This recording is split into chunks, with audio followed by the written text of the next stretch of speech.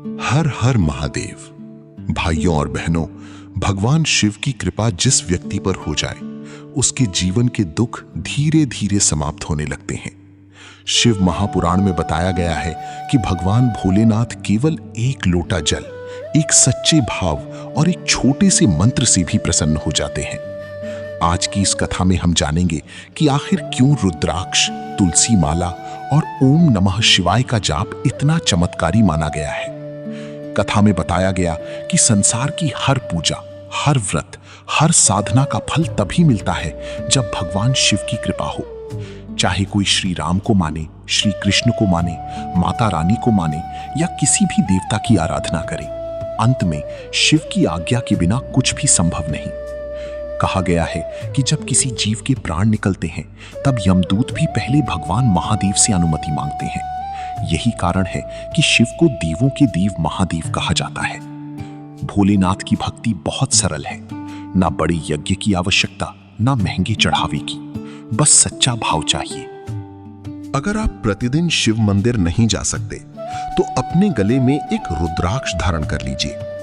कथा में कहा गया कि जैसे बचपन में काला धागा बुरी नजर से बचाता है, वैसे ही रुद्राक्ष और तुलसी की माला इंसान को गलत संगति, गलत विचार और गलत रास्तों से बचाती है।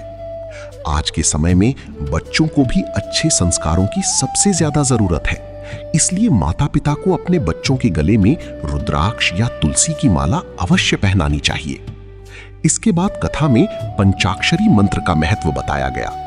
ओम नमः शिवाय ये मंत्र केवल शब्द नहीं बल्कि स्वयं शिव का स्वरूप माना गया है। जो व्यक्ति सच्चे मन से इस मंत्र का जाप करता है उसके जीवन के कष्ट धीरे धीरे कम होने लगते हैं। अगर कोई ओम नमः शिवाय नहीं जप सकता तो श्री शिवाय नमस्तुभ्यम का जाप भी कर सकता है।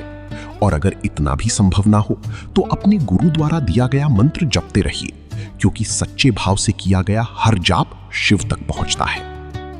कथा में 6 सूत्र बताए गए।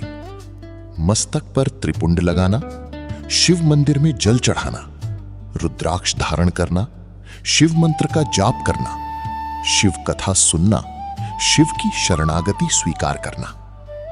कहा गया कि यदि कोई व्यक्ति इन 6 में से केवल एक सूत्र भी अपने जीवन में उतार ले तो भगवान शिव को प्राप्त करने में देर नहीं लगती। इसके बाद एक सुंदर प्रसंग आता है, प्रेम और भ्रम का। कथा कहती है कि प्रेम जोड़ता है और भ्रम तोड़ता है।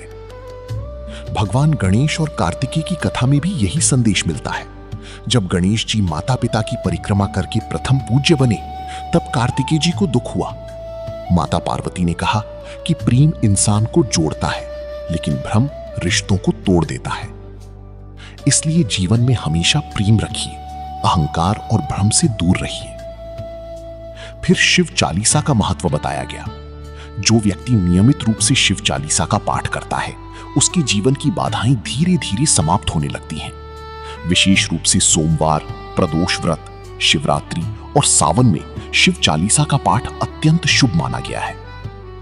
तो भाइयों और बहनों, आज से एक छोटा सा संकल्प लीजिए, रोज कम से कम 11 बार ओम नमः शिवाय जरूर बोलेंगे और संभव हो तो एक रुद्राक्ष अवश्य धारण करेंगे। क्या पता भोलेनाथ की कृपा कब आपकी किस्मत बदल दे। हर हर महादेव।